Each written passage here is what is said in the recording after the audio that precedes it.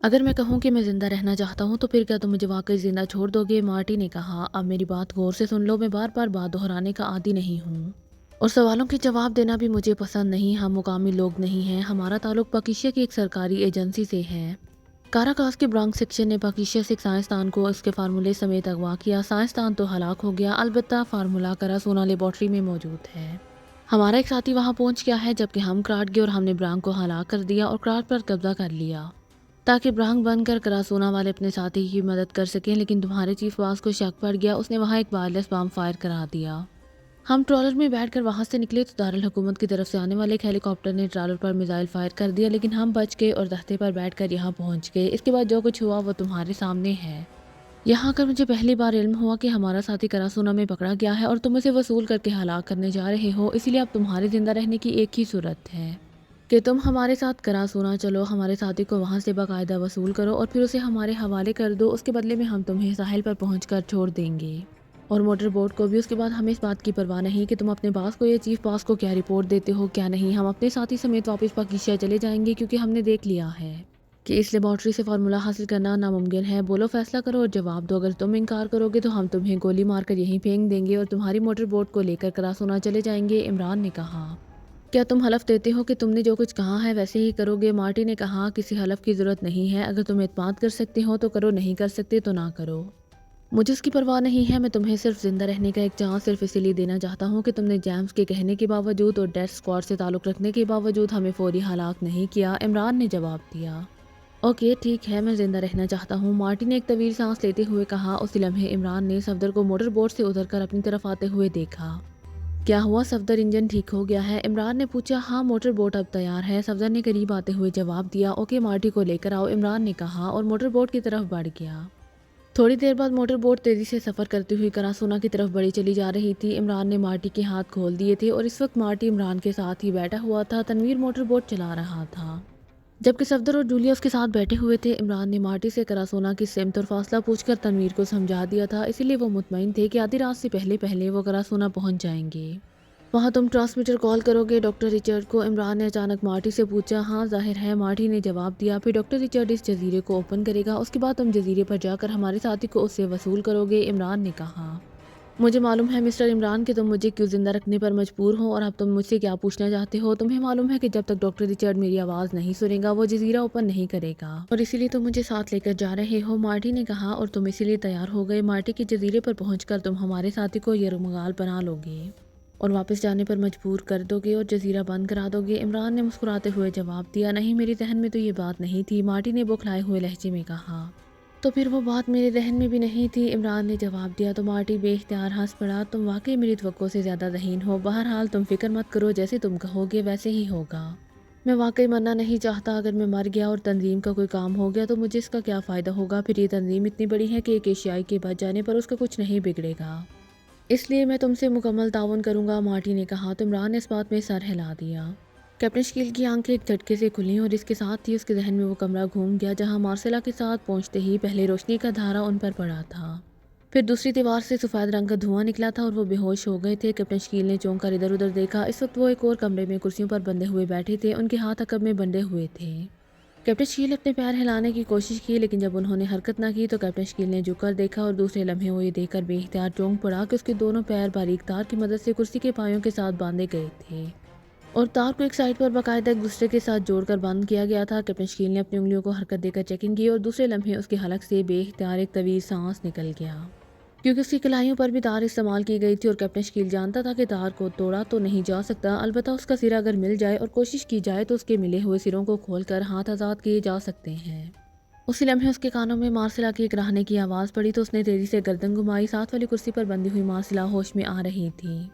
یہ کیا ہے؟ یہ ہم کہاں ہیں؟ مارسیلا نے پوری طرح ہوش میں آتے ہوئے کہا۔ ہم لیبارٹری میں ہیں اور غنیمت ہے کہ ابھی تک زندہ ہیں، کیپٹن شکیل نے مسکراتے ہوئے کہا۔ پھر اس سے پہلے کہ مزید کوئی بات ہوتی دروازہ کھلا اور ایک ادھیڑ عمر آدمی اندر داخل ہوا، اس کے جسم پر سوٹ تھا جس کے اوپر سفید گاؤن تھا، البتہ اس کی آنکھوں پر نظر کی اینک تھی اور وہ چہرے سے ہی کوئی سائنسدان دکھائی دیتا تھا۔ تم نے میرے دو انتہائی قیمتی ساتھیوں کو ہلاک کیا ہے، اس کے علاوہ تم نے کراسونا میں بگ اور اس کے 8 ساتھیوں کو ہلاک کر دیا ہے۔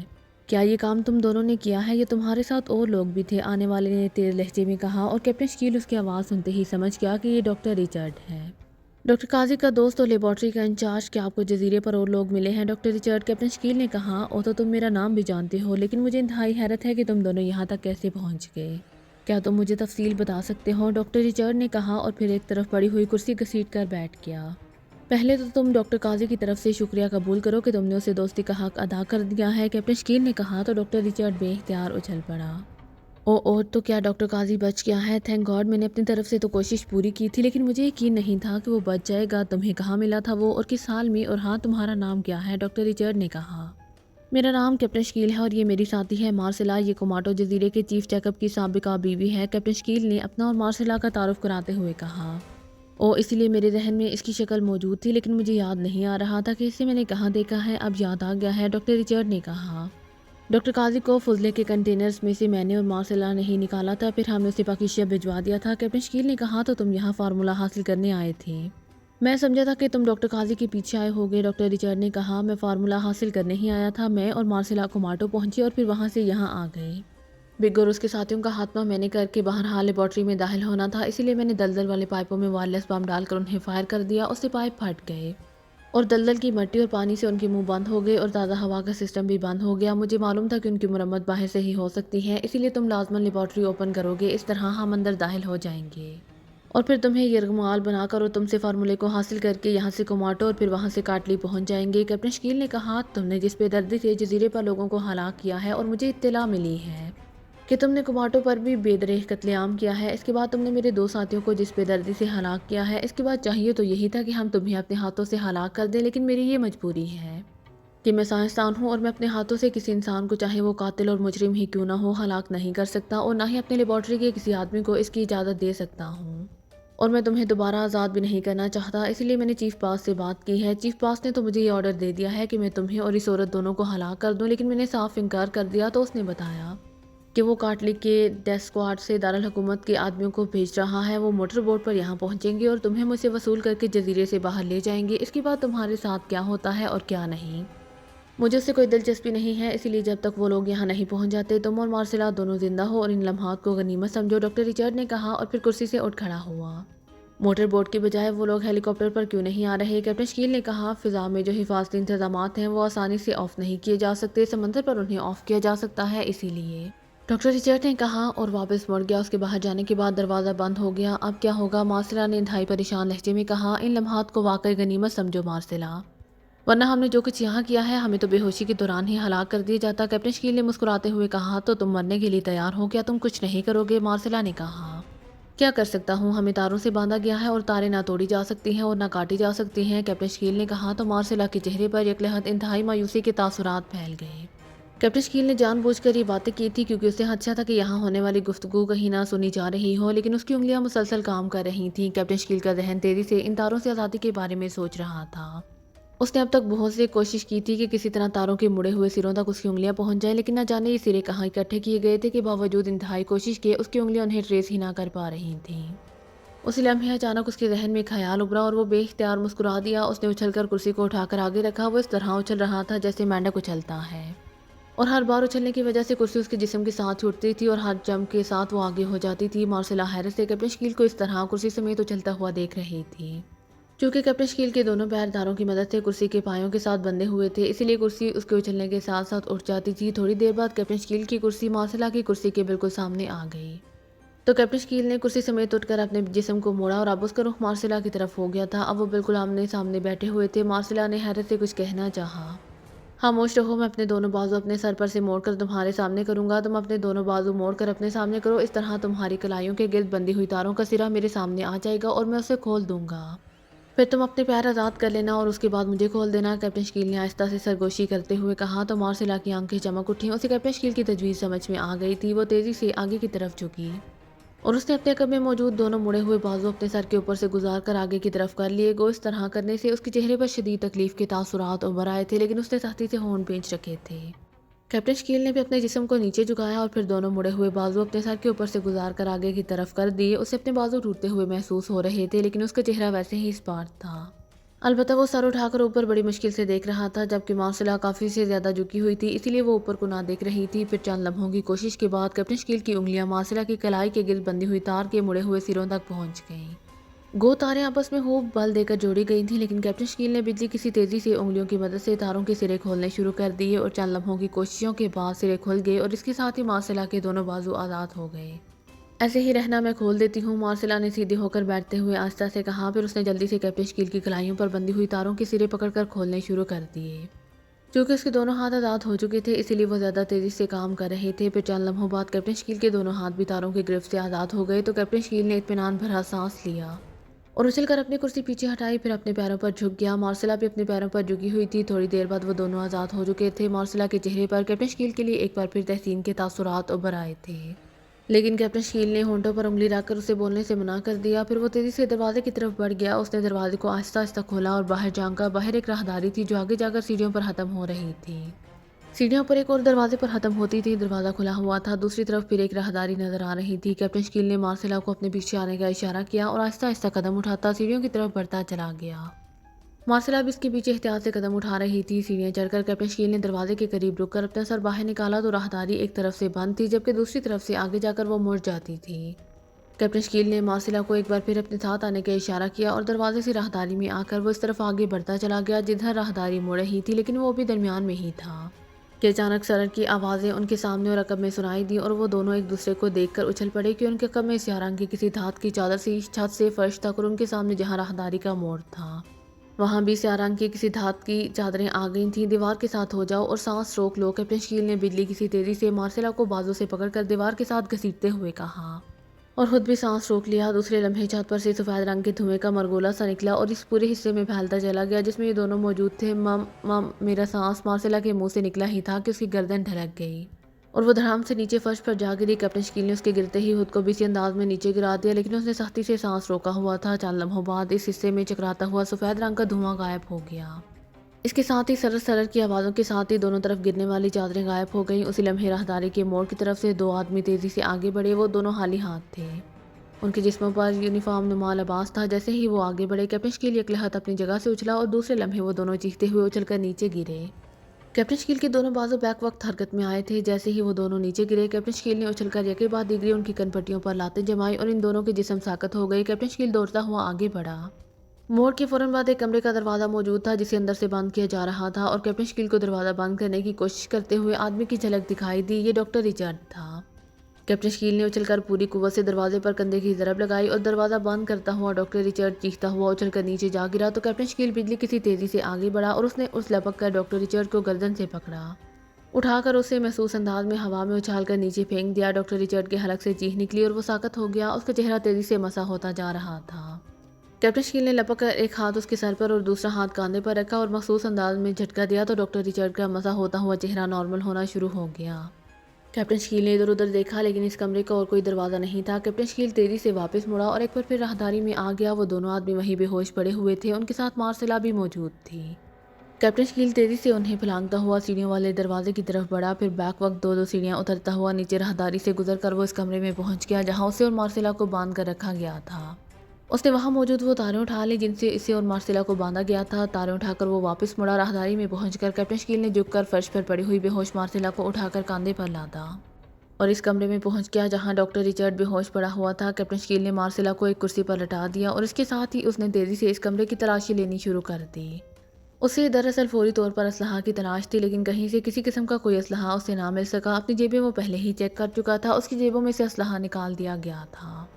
उसका ख्याल था कि शायद यहाँ कोई असलहा मौजूद हो, लेकिन यहाँ ना सिर्फ वो असलहा बल्कि किसी किस्म का कोई असलहा ही नहीं था। कैप्टन शकील ने झुककर फर्श पर पड़े हुए डॉक्टर रिचर्ड को पलटा और उसके दोनों बाजू पुश्त की तरफ करके उसने तार से इसकी दोनों कलाइयाँ बांधकर तार के दोनों सिरों को मिलाकर अच्छी तरह मरोड़ दिया। उसके बाद उसने दूसरी तार की मदद से उसकी दोनों पंडलियाँ बांधी। फिर उसे उठाकर उसने कुर्सी पर डाल दिया। अब उसके पास दो तारें मौजूद थीं। वो तेज़ी से मुड़ा और फिर राहदारी में आकर वहाँ बेहोश पड़े हुए दोनों आदमियों को बाजू से पकड़कर घसीटता हुआ डॉक्टर रिचर्ड वाले कमरे में ले आया। फिर उसने दोनों तारों से इन दोनों के हाथ अकब में करके बांध दिए। फिर उसने एक आदमी की नाक और मुंह दोनों हाथों से बंद किए। चंद लम्हों बाद उसके जिस्म में हरकत के तासुरात नमूदार होने लगे तो कैप्टन शकील ने हाथ उठा लिए। चंद लम्हों बाद इस आदमी ने आंखें खोल दी तो कैप्टन शकील ने बाजू से पकड़कर उसे खड़ा कर दिया। क्या नाम है तुम्हारा? कैप्टन शकील ने अपने एक हाथ की उंगली उसके अकब में पुश्त से लगाते हुए करा कर कहा। रोडनी, मेरा नाम रोडनी है। इस आदमी ने बौखलाए और खौफजदा लहजे में कहा। सुनो रोडनी, मैंने सिर्फ ट्रैगर दबाना है और गोली तुम्हारी पुश्त से सीधी तुम्हारे दिल में उतर जाएगी, समझे?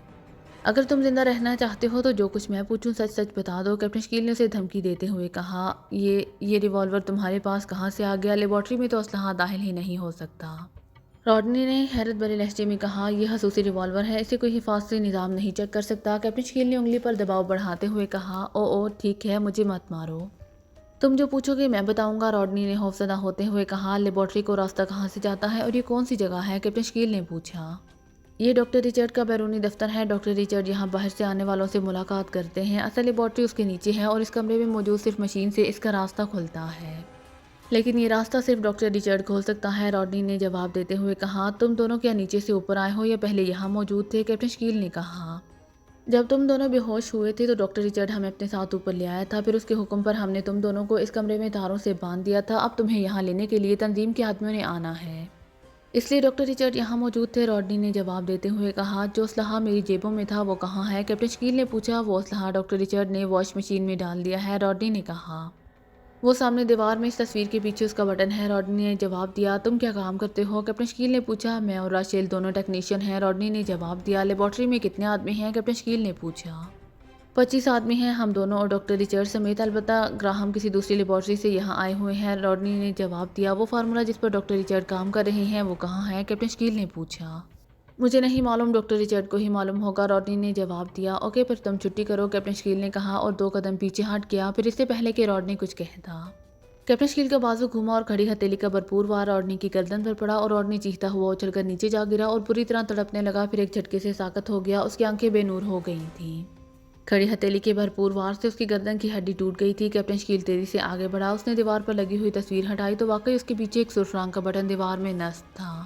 کیپٹن شکیل نے بٹن دبایا تو سرر کی آواز کے ساتھ ہی تصویر کے درمیان سے دیوار پھٹ کر سائڈوں میں ہو گئی۔ اب وہاں واقعی ایک مشین نظر آ رہی تھی جس پر بے شمار چھوٹے چھوٹے رنگ دار بلب اور کئی ڈائل موجود تھے۔ کیپٹن شکیل غور سے اس مشین کو دیکھتا رہا، پھر اس نے ایک طویل سانس لیا۔ وہ کسی حد تک اس مشین کی کارکردگی کو سمجھ گیا تھا جسے راڈنی نے واش مشین کہا تھا۔ یہ مشین بارود کو ناکارہ کر دیتی تھی۔ کیپٹن شکیل نے اس کا وہ بٹن پریس کر دیا جس کے نیچے آن لکھا ہوا تھا۔ دوسرے لمحے بلب تیزی سے جلنے بجھنے لگے اور ڈائلوں پر سوئیاں تھر تھرانے لگیں۔ کیپٹن شکیل نے ایک اور بڑا سا بٹن دبایا تو مشین کا ایک حصہ کھل گیا۔ اندر چوکور سا بڑا خانہ تھا جس میں ایک اسلحہ پڑا ہوا تھا جو کیپٹن شکیل نے یہاں داخل ہونے سے پہلے اسلحہ اسٹور سے نکال کر اپنی جیبوں میں بھر لیا تھا۔ کیپٹن شکیل نے اندر موجود اسلحہ ایک ایک کر کے باہر نکالا، پھر اس نے مشین بند کر کے اسے آف کر دیا اور بٹن دبا کر دیوار برابر کر دی۔ اس نے مشین پسٹل کے ساتھ ایک دوسرا چپٹی نال والا چھوٹا سا پسٹل اٹھایا، پھر اس کا رخ اس نے راڈنی کی لاش کی طرف کر کے ٹریگر دبایا تو پسٹل کی نال کے باریک سوراخ سے ایک سرخ رنگ کی شعاع نکل کر راڈنی کی لاش پر پڑی اور ایک لمحے میں راڈنی کی لاش جل کر کوئلہ ہو گئی اور کیپٹن شکیل کے چہرے پر مسکراہٹ ابھر آئی۔ اس کا مطلب تھا کہ واش مشین شعاعی ہتھیار کو ناکارہ نہ کر سکتی تھی۔ اس نے مشین پسٹل کا رخ راڈنی کی جلی ہوئی لاش کی طرف کیا اور ٹریگر دبا دیا، لیکن ٹھس کی آواز نکلی اور کوئی دھماکہ نہ ہوا تھا۔ کیپٹن شکیل سمجھ گیا کہ نہ صرف مشین پسٹل بلکہ باقی ماندہ بارودی اسلحہ بھی ناکارہ ہو چکا ہے۔ اس نے مشین پسٹل کو ایک طرف پھینکا اور ریز پسٹل کو جیب میں ڈال کر وہ کرسی پر بے ہوش پڑے ہوئے ڈاکٹر رچرڈ کی طرف بڑھ گیا۔ اس نے اس کی ناک اور منہ دونوں ہاتھوں سے بند کر دیا۔ چند لمحوں بعد جب ڈاکٹر رچرڈ کے جسم میں حرکت کے تاثرات نمودار ہونے لگے تو اس نے ہاتھ ہٹا لیے اور جیب میں سے ریز پسٹل نکال کر ہاتھ میں پکڑ لیا۔ چند لمحوں بعد ڈاکٹر رچرڈ نے کراہتے ہوئے آنکھیں کھول دیں، پھر وہ لاشعوری طور پر ایک جھٹکے سے اٹھ کر سیدھا ہو کر بیٹھ گیا۔ تم کیسے آزاد ہو گئے؟ ڈاکٹر رچرڈ نے پوری طرح ہوش میں آتے ہی انتہائی حیرت بھرے لہجے میں کیپٹن شکیل کی طرف دیکھتے ہوئے کہا۔ ڈاکٹر رچرڈ، تم پہلے آدمی راڈنی کی جلی ہوئی لاش دیکھ لو۔ تم نے میری جیبوں سے تمام اسلحہ نکال کر واش مشین میں ڈال دیا ہے تاکہ یہ سب ناکارہ ہو جائے، لیکن ریز پسٹل ناکارہ نہیں ہوا اور اس سے نکلنے والی شعاع ایک لمحے میں آدمی کو جلا کر کوئلہ بنا دیتی ہیں۔ کیپٹن شکیل نے سرد لہجے میں کہا، او یہ ریز پسٹل ہے، ویری سیڈ، میں نے تو اسے غور سے دیکھا ہی نہیں تھا ورنہ۔ ڈاکٹر رچرڈ نے چونکتے ہوئے کہا، دیکھو ڈاکٹر رچرڈ، تم چونکہ ڈاکٹر قاضی کے دوست ہو اور تم نے ڈاکٹر قاضی کو زندہ واپس بھجوا کر پاکیشا پر احسان کیا ہے، اس لیے میرے چیف نے مجھے حکم دیا ہے کہ اگر ہو سکے تو ڈاکٹر قاضی پر تمہارے احسان کا بدلہ چکانے کے لیے تمہیں ہلاک نہ کیا جائے، اسی لیے اگر تم ڈاکٹر قاضی کا فارمولا میرے حوالے کر دو تو میں خاموشی سے واپس چلا جاؤں گا، ورنہ دوسری صورت میں نہ صرف تم ہلاک ہو جاؤ گے بلکہ میں تمہاری یہ قیمتی لیبارٹری تباہ کیے بغیر واپس نہیں جاؤں گا۔ کیپٹن شکیل نے انتہائی سرد لہجے میں کہا، تم لیبارٹری تو تباہ کر ہی نہیں سکتی، یہ تم لکھ لو، کیونکہ یہاں سے لیبارٹری کا کوئی لنک نہیں ہے۔ باقی رہا فارمولا تو وہ لیبارٹری میں موجود ہے اور میں اسے یہاں بیٹھے بیٹھے کسی بھی طرح حاصل نہیں کر سکتا، ڈاکٹر رچرڈ نے کہا۔ تم نے مجھے اور میری ساتھی عورت کو کس گیس سے بے ہوش کیا تھا؟ کیپٹن شکیل نے پوچھا تو ڈاکٹر رچرڈ بے اختیار اچھل پڑا۔ مجھے تو خیال ہی نہیں رہا تھا کہ تم تو انتہائی دور اثر گیس کی مدد سے بے ہوش ہو گئے تھے۔